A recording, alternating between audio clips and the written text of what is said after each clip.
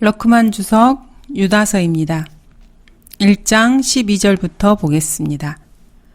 그들은 너희와 더불어 잔치를 할 때 두려움 없이 자신들을 먹이는 너희 예찬의 흠이요. 그들은 바람에 밀려다니는 물기 없는 구름이며 2번 죽어 뿌리까지 뽑힌 열매가 시들어 열매 없는 나무요. 자기의 수치를 거품처럼 내뿜는 바다의 성난 파도며 유리하는 별들이니 이들에게 캄캄한 흑암이 영원히 간직되어 있느니라. 아담의 7대손 에녹도 이들에 대하여 예언하여 말하기를 보라 주께서 수만 성도들과 함께 오시나니. 이 구절들은 하나님께서 유엔에 속한 국가들을 심판하실 이유가 무엇인지를 잘 설명해 주고 있습니다. 유엔에 속한 국가들이 지난 2000년 동안 왕이신 하나님의 아들을 거부해 왔기 때문입니다. 14절에 주께서 수만 성도와 함께 오시나니라는 이 말씀은 하나님의 아들이 왕으로 오신다고 말씀하고 있습니다. 이들에게 캄캄한 흑암이 영원히 간직되었다고 하는 13절 말씀은 예수 그리스도께서 재림하실 때 수백만의 죄인들을 제거하실 거라는 말씀입니다. 그들은 바깥 흑암에 내던져질 것입니다. 구원받지 않고 예수 그리스도를 거부하는 유대인들 또한 그들과 함께 쫓겨날 것입니다. 죄인들은 그들의 점 때문에 흠이라고 불립니다. 표범이 그의 점들을 바꿀 수가 없습니다. 계시록 13장의 표범처럼 문둥병이 사람들의 피부에 그리고 심지어는 옷에 발병하여 점들이 생기게 됩니다. 에디오피아인이 그의 피부를 바꿀 수 있으며 표범이 그의 점들을 바꿀 수 있겠느냐? 그렇다면 악을 행하는 데 익숙한 너희도 선을 행할 수 있으리라. 표범의 점들에 대해서 말씀하고 계십니다. 본문에서의 점과 흠입니다. 이런 진리를 이해하지 못하는 자들은 검은 점을 없애버리라고 말합니다. 그래서 킹제임스 성경의 본문을 제거해버리는 것입니다. 이 점을 받게 되면 심한 헌대가 생기게 됩니다. 누구든지 그 짐승과 그의 형상에게 경배하고 그의 표를 자기 이마나 손에 받는다면 그 짐승의 표를 가진 자들과 그의 형상에 경배한 자들 위에 악취가 나는 심한 헌대가 생기더라. 즉 짐승의 표는 일종의 병입니다. 영어 킹제임스 성경과 한글 킹제임스 성경에 기록된 이러한 향상된 계시를 이해하지 못하는 자들은 오직 한 가지를 선택할 뿐입니다. 즉 성경대로 믿는 사람들이 이 점에 대해서 심도 깊은 연구를 하는 동안에 그들은 소울의 깊은 어두운 구덩이로 내려가는 것입니다. 이 점에 대해서 향상된 계시를 주는 성경 구절들을 살펴보도록 하겠습니다. 그러나 만일 그 반점이 그 자리에 그대로 있고 퍼지지 아니하였으면 그것은 심한 종기니 제사장은 그를 깨끗하다고 선언할지니라. 몸에 난 반점이 종기라고 말씀하십니다. 반점에 있는 털이 휘어지고 그 자리가 보기에 피부보다 깊으면 그것은 화상에서 터져나온 문둥병이라. 그러므로 제사장은 그를 불결하다고 선언할지니 그는 문둥병이라. 이 반점이 문둥병이라고 말씀하십니다. 그 반점이 그 자리에 그대로 있고 피부에 퍼지지 않고 약간 거무스름하면 그것은 화상에 의한 부스럼이니 제사장은 그를 깨끗하다고 선언할지니 그것은 화상의 염증이라. 창세기 30장 39절을 보겠습니다. 양떼들이 그 가지들 앞에서 새끼를 베어 아롱아롱한 것과 얼룩얼룩한 것과 점 있는 양을 낳는지라. 점 있는이라는 표현은 성경에서 나오는데 유다서에서 나온 것과 이 창세기에서 나온 것입니다. 자기 앞에 영광스러운 교회로 나타내서 점이나 주름진 것이나 또는 그러한 것들이 없이 거룩하고 흠없게 하려 하심이니라. 예수 그리스도의 교회는 이러한 흠이 전혀 없는 상태입니다. 흠도 없고 점도 없는 어린 양 같은 그리스도의 보배로운 피로 된 것이기 때문이니라. 예수 그리스도의 보배로운 피로 씻김받은 그리스도인들은 하나님 보시기에 흠도 없고 어린 양이신 예수 그리스도는 흠도 없고 점도 없는 분이십니다. 한글 킹제임스 성경에서 말하는 아주 쉬운 사실을 보도록 하겠습니다. 첫 번째, 언제 이러한 점들이 나타날 것인가? 두 번째, 누가 그 점들과 연결될 것인가? 세 번째, 어디서 그들은 이 점을 받을 것인가? 이 점은 어떻게 생겼는가? 이 점은 어떤 질병을 동반하는가? 이 점과 관련된 동물은 누구인가? 이 점들이 없는 동물은 누구인가? 점 없는 동물의 아내는 누구인가? 왜 그 점이 사람의 옷에 들어가게 되었는가? 왜 롱 존 실버는 검은 점을 염려했는가? 왜 X로 그 점을 표시하는가? 마음이 부패한 자들은 성경 단어를 감추고 없애기에 급급합니다. 그러나 성경대로 믿는 사람이라면은 성경 본문이 말씀하시는 그대로 진리를 받아야 합니다.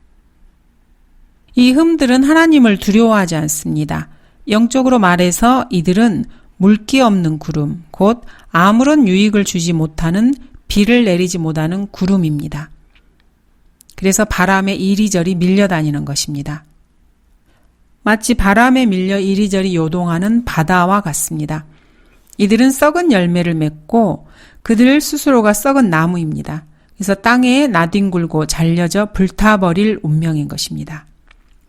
이들은 너무 시들어서 먹지 못할 썩은 열매를 맺고 전혀 열매를 맺지 못하기도 합니다. 즉 열매 없는 나무들입니다. 이들은 사망을 2번 경험할 수밖에 없습니다. 한 번은 육신적인 죽음을 말하는 것이고 또 한 번은 계시록 20장에서 나와 있는 영원한 불못에 던져지는 둘째 사망입니다. 한 번 태어나면은 2번 죽고 2번 태어나면 한 번 죽는다는 말씀은 성경적인 진리를 담고 있습니다. 지옥에 갈 수밖에 없는 죄인들은 한때 구원받은 적이 있는 사람들이 아닙니다. 현대의 배교한 시대에는 구원받은 사람들도 구원을 잃어버릴 수 있고 그래서 지옥에 갈 수 있다라고 가르치는 것이 팽배한 상황입니다. 유리하는 별들에 대해서 이렇게 묘사해 놓은 것이 있습니다. 이 교사들은 지도자라 자칭하며 그런 지위에 스스로를 올려놓았지만 사실은 전혀 그런 교사가 아니다. 20세기의 기독교 유명 인사들에 대한 정확한 묘사입니다. 2번 죽어라는 표현을 보도록 하겠습니다. 사람이 한 번 죽었다면 어떻게 다시 죽을 수 있겠습니까? 2번 죽어라는 표현은 진짜 죽었다는 것을 의미할 수 있습니다. 그러나 성경적인 관점에서 볼 때 예수 그리스도 없이 죽는 사람은 누구나 2번 죽습니다.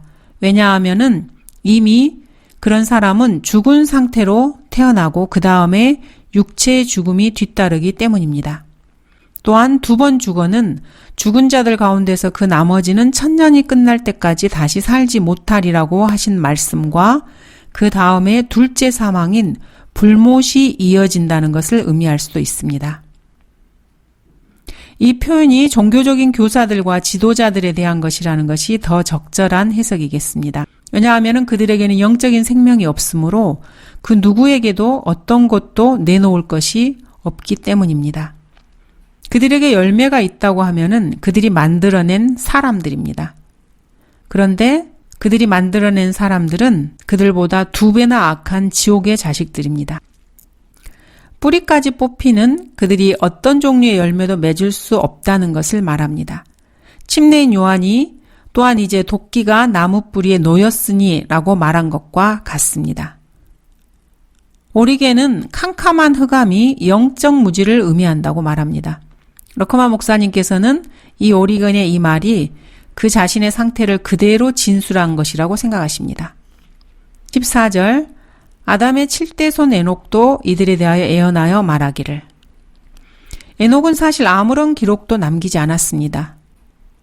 에녹이 아닌 그 누군가가 에녹의 책을 기록했습니다. 또 에녹의 비밀들이라는 책도 있습니다. 그러나 에녹은 이 2책 중 그 어떤 것도 기록하지 않았습니다. 그러므로 이 책들이 진실하다고 말하는 것은 전혀 근거도 없고 명분도 없는 말입니다. 외경이 정경이라고 생각하는 것과 같은 억측일 뿐입니다. 성령께서 깜빡하고 정경에 필요한 책들을 넣지 않았다고 생각하는 사람들이 이런 책들을 쓴 것입니다. 현재 존재하는 형태로 볼 때 에녹의 책이 유다서를 도용한 것입니다. 에녹의 책이 성경이라고 주장하는 사람도 있습니다. 유다가 그 책에서 한 구절을 인용했다는 이유에서죠. 그러나 바울 역시 설교할 때 구원받지 않은 이교도 철학자들의 말을 인용한 적이 있습니다. 물론 바울은 그 인용이 토빗, 유딕과 벨과 용처럼 전혀 성경이 아니라고 생각합니다. 성경을 읽고 분석하되 자신이 진리를 말한 하나님의 거룩한 사람들과 같이 대려한 자들이 참으로 많았었습니다. 가난하고 평범하고 어리석은 사람들을 위한 해석자로 자처한 것입니다. 이들은 지극히 자아중심적이 되어서 자신을 성령의 자리에 놓고 성령의 자리를 차지해버린 자들입니다. 오리겐은 성경 전체는 일반적인 사람들로 이루어진 대중을 위한 의미 하나와 오컬트 제자들을 위한 또 다른 하나의 의미를 가지도록 기록되었다. 이렇게 말합니다. 즉, 하나님께서 성경을 읽는 사람들이 성경을 이해하도록 도우시는 것이 아니라 이 자만으로 가득 찬 소위 말하는 기독교인들이 스스로 성령의 자리에 앉아 성경을 해석해 준다는 겁니다. 이들은 디오트레페어 같은 자들입니다. 이들은 자신들이 대중에게 성경의 의미를 깨닫게 해줄 수 있다고 생각합니다. 그러나 하나님께서는 이들을 소경이 되어 소경을 이끄는 자들이라고 경고하십니다. 자, 성경은 어떻게 깨닫는 것인지 성경 본문을 한번 보도록 하겠습니다. 그때 그들의 지각을 열어 성경을 깨닫게 하시더라. 하나님께서 인간의 지각을 열어서 깨닫게 해주시는 것입니다. 또 우리가 아는 것은 하나님의 아들이 오셔서 우리에게 지각을 주셨다는 것이니 이는 우리로 참되신 그분을 알게 하려는 것이라. 하나님께서 지각을 주셔서 참되신 그분, 곧 주 예수 그리스도를 알게 하시는 것입니다. 그러나 사람 안에는 영이 있고 전능하신 분의 영감이 사람들에게 깨달음을 주시는도다. 사람 안에 있는 영은 하나님의 호흡입니다. 하나님의 호흡이 생명이 없는 몸 속으로 들어가고 성령께서는 그 몸에 육체적인 생명을 주십니다. 영감이라는 것은 어떤 대상 속에 생명을 불어넣는 성령의 행위를 말합니다. 성경은 살아 있습니다. 왜냐하면 성령께서 그 속에 생명을 불어넣으셨기 때문입니다. 하나님께서는 성경을 영감으로 기록하시고 섭리로 보존하셨습니다. 하나님의 성령께서 올바른 성경 번역자들의 번역 작업을 인도하셨고 이들이 작업을 마치신 뒤에 그 책에 호흡을 불어넣으셨다는 뜻입니다. 내가 말하는 것을 숙고해 보라. 주께서 너에게 모든 일에 명철을 주시기 원하노라. 하나님께서는 사람에게 명철을 주십니다. 우리 주 예수 그리스도의 하나님, 영광의 아버지께서 자기를 아는 지식 안에서 지혜와 계시의 영을 너희에게 주시어 너희의 지성의 눈을 밝히셔서 너희로 하여금 그의 부르심의 소망이 무엇이며 성도들 안에 있는 그의 유업의 영광의 풍성함이 무엇인지 또 그의 강력한 능력의 역사하심을 따라 믿는 우리에게 향하신 그의 능력의 지극히 위대하심이 어떤 것인가를 너희로 알게 하시기를 원하노라. 하나님께서는 그리스도인들에게 지혜와 계시의 영을 주십니다. 그리고 지성의 눈을 밝혀주십니다. 이렇게 하나님께서 부르신 자들이 하나님의 말씀을 섭리로 보존하는 일에 쓰임받는 것입니다. 하나님께서는 내 명철에 내 귀를 기울이라고 말씀하고 계십니다. 현명한 마음을 지닌 모든 사람, 즉 주께서 지혜와 명철을 주시어 주께서 명령하셨던 모든 것대로 성서의 공사를 위한 모든 일을 어떻게 하는가를 알게 하신 자들이 이랬더라. 즉 하나님께서는 사람을 부르시고 하나님께서 원하시는 일을 수행하도록 하시기 위해서 그 사람들에게 지혜와 명철을 주시는 것입니다. 그래서 주께서 명령하신 모든 것들을 행하게 하십니다. 성경을 번역하고 보존하는 건 역시 하나님의 일입니다. 하나님께서 부르신 사람이 이 일을 하는 것입니다. 하나님께서 어떤 사람을 부르셔서 지혜와 명철을 주시고 하나님의 명령을 수행할 수 있도록 하시는 것입니다. 이것은 부르심을 받은 그 본인이 가장 잘 알고 그 열매로 알 수 있습니다. 그래서 주위의 사람들은 그 열매를 보고 누가 하나님께서 부르셔서 지혜와 명철을 주셨는지를 분별할 수 있어야 하는 것입니다. 자신의 입으로 자신이 목사이고 성경을 가르치는 자라고 말을 한다고 그래서 아무나 쫓아가서는 절대로 되지 않는 것입니다. 다니엘이 하나님 앞에 부복하고 기도할 때 가브리엘이 빨리 날아와서 이렇게 말합니다. 오 다니엘아, 내가 이제 내게 지혜와 명철을 주려고 나왔느니라. 내 혼이 진터에 붙어 있으니 주의 말씀대로 나를 소생시키소서. 내가 내 길들을 아뢰었더니 주께서 나를 들으셨나이다. 주의 규례들을 내게 가르치소서. 나로 주의 법기들의 길을 깨닫게 하소서. 그리하시면 내가 주의 경이로운 일들을 말하리이다. 하나님의 말씀을 깨닫게 하시는 분은 하나님 자신이십니다. 현대 하나님을 섬긴다고 하는 사람들은 이렇게 중요한 진리를 잘 알지 못합니다. 하나님께서 지혜와 명철을 주시지 않은 자들이 나와서 성경을 해석한다 그러고 무지몽매한 사람들에게 성경을 가르친다고 말하고 있습니다. 이런 자들을 하나님께서는 소경이 소경을 이끈다고 말씀하시고 다음과 같이 경고하십니다. 예수님께서는 바리새인들을 다음과 같이 책망하셨습니다. 어찌하여 너희는 내 말을 깨닫지 못하느냐? 이는 너희가 나의 말을 들을 수 없기 때문이라.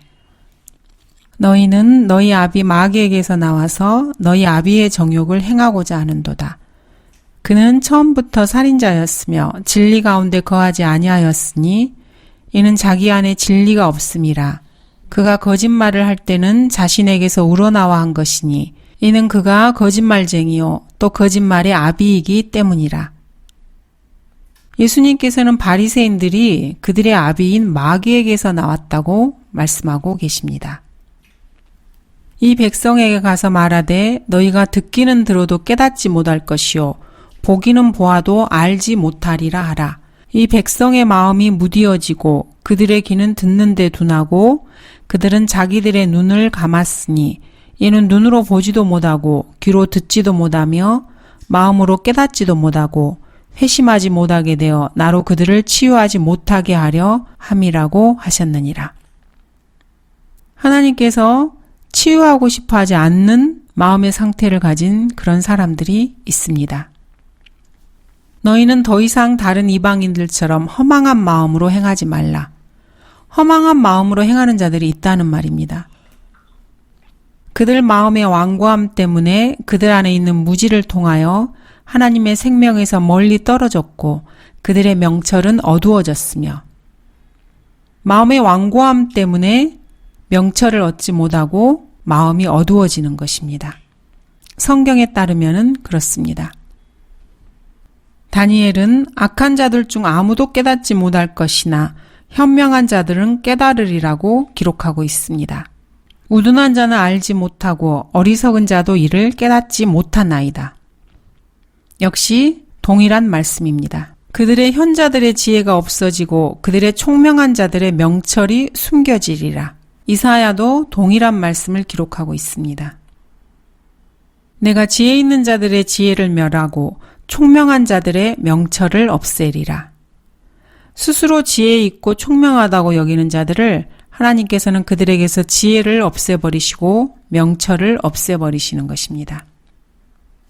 사도 유다는 하나님께서 에녹이 그렇게 말했다고 말씀하신 것을 기록합니다.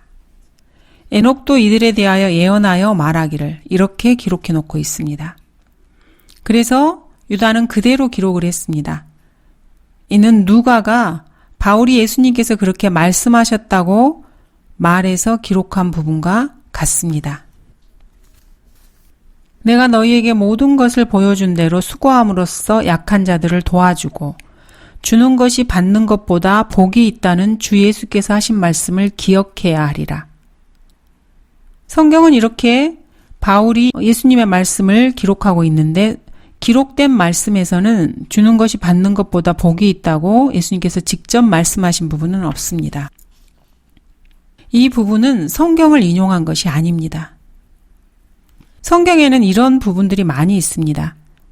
야고보서에서도 너희는 성경이 우리 안에 거하는 영이 시기할 만큼 갈망한다라고 말씀하시는 것이 헛되다고 생각하느냐 이렇게 말씀하시고 있고 히브리서에서도 그 광경이 그처럼 무섭기에 모세도 말하기를 내가 심히 두렵고 떨린다 하였느니라. 이 구절들은 구체적으로 성경에 기록된 말씀들이 아닙니다. 하나님께서는 인류 역사에 있어서 사람들이 쓰거나 말한 진실들을 보여주실 수 있습니다. 그러나 그분의 책의 내용들을 결정하시기 전에 그러한 것들을 하나님께서는 걸러내셨습니다. 동일하게 유다서 14절에서도 이러한 일이 일어난 것입니다. 에녹이 보라 주께서 수많은 성도들과 함께 오시나니라고 예언해서 말했다고 하는데 성경에 기록되지는 않았습니다. 그러나 하나님께서는 에녹이 그렇게 말씀하신 것을 알고 계셨습니다. 그래서 그것을 유다에게 가르쳐 주신 것입니다. 야고보서나 히브리서 역시 마찬가지입니다. 하나님께서는 모든 것을 아시기 때문입니다. 그런데도 사람들은 하나님께서 성경에 뭔가를 공백기간으로 두신 것에 대해서 자신들의 생각으로 새로운 외경이나 새로운 책들을 만들어내어 거기를 채우고자 하는 것입니다. 하나님의 영생의 말씀을 제대로 한번 살펴보기 바랍니다. 14절에서는 보라 주께서 수많은 성도들과 함께 오시나니라고 기록하고 있습니다. 그러나 주께서는 오시지 않았습니다. 에녹의 책과 모세의 승천기가 그리스도인들에게는 문제거리로 보입니다. 그러나 이런 책들, 이런 외경들은 문제도 아닌 것처럼 보이게 할 만한 진짜 문제가 생겼습니다. 바로 성경에 땅 위에는 화평이요 사람들에게는 호의로다 라고 기록된 것입니다. 왜냐하면 이런 일이 일어난 적은 없기 때문입니다. 또한 보라 내가 속히 오리라 라고 기록하셨습니다. 그러나 주님께서는 오시지 않았습니다. 왜 주님은 나타나시지 않았습니까? 에녹은 BC 3317년경에 이런 예언을 하고 있었습니다. 누군가 나타났습니까? 그러나 아무도 나타나지 않았습니다. 오히려 사람들이 홍수로 익사했습니다. 보라 주께서 수많은 성도들과 함께 오시나니 에녹은 예수님께서 수많은 성도들과 함께 오신다고 예언했습니다. 주님께서 그 당시에 오실 수도 있지 않았겠습니까? 물론 그렇습니다. 주님께서는 오실 수도 있으셨습니다. 예수님께서는 BC 2800년 전에 처녀에게서 태어나시고 자라셔서 뱀의 머리를 부수실 수도 있으셨습니다. 에녹의 시대 이전에 주께서 누군가를 위해 죽으시거나 장사되거나 부활하실 것이라는 예언이 주어진 적이 없습니다. 노아 이전에 성경에 기록되거나 말해진 유일한 메시아적 예언은 창세기 3장 15절에서 하나님께서 마귀에게 하신 것입니다. 게다가 이사야 53장과 시편 22편에 기록된 것들과 같은 예언들은 하나님의 계획 속에서 미리 정해진 것이기 때문에 반드시 일어나야만 하는 일들이었습니다. 이런 사건들은 모두 다 다양한 방법을 통해서 에녹이 승천할 때부터 노아의 홍수를 위한 비가 올 때까지 이 기간 동안에 모두 쉽게 일어날 수 있었습니다. 이 기간은 600년 이상의 기간입니다. 보라, 주께서 수많은 성도들과 함께 오시나니.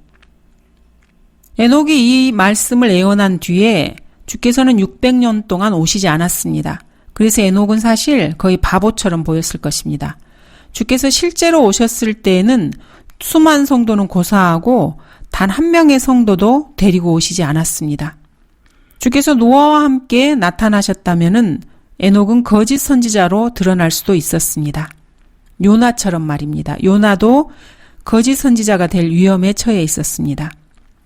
하나님께서 그들의 행함을 보시니 그들이 그들의 악한 길에서 돌이키는지라 그러므로 하나님께서는 그들에게 내리시겠다고 말씀하셨던 재앙에서 돌이키시고 그 일을 행하지 않으셨더라. 요나가 예언한 대로 니느웨가 40일 만에 심판을 받았습니까? 물론 아닙니다. 니느웨는 심판을 받지 않았습니다. 요나는 이제 자신에게 예언하라고 임무를 주신 하나님에 의해서 거짓 선지자로 나타날 판입니다. 거짓 선지자가 될 판이었습니다. 왜냐하면 자신이 한 말이 이루어지지 않은 선지자는 거짓 선지자이기 때문입니다. 성경에 따르면 그렇습니다.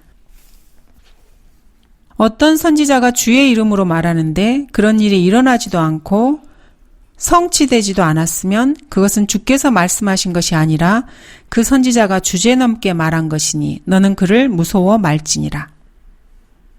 이런 구절들은 참으로 심도 깊은 성경 연구 구절들입니다. 하나님께서는 성경의 단 한 구절도 위반하시지 않으시면서 예수님의 초림과 재림 이 두 번의 오심을 아브라함이 태어나기 전에 성취시킬 수 있으셨습니다. 그런데도 초림이 있기까지 3000년 이상을 미루셨는지 여러분은 이해가 되십니까?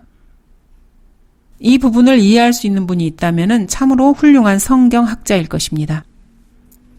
유다서 14절과 15절은 앞으로 미래에 일어날 일입니다. 그러나 노아가 태어나기 전에 일어날 수도 있었던 일입니다. 그렇다면 왜 하나님께서는 3000년 동안 죄가 만연하는 것을 허락하시고 또다시 유다의 예언이 성취되기까지 2000년 동안 죄가 자행되도록 허락하신 것일까요? 14절의 출처는 신명기 33장 2절입니다.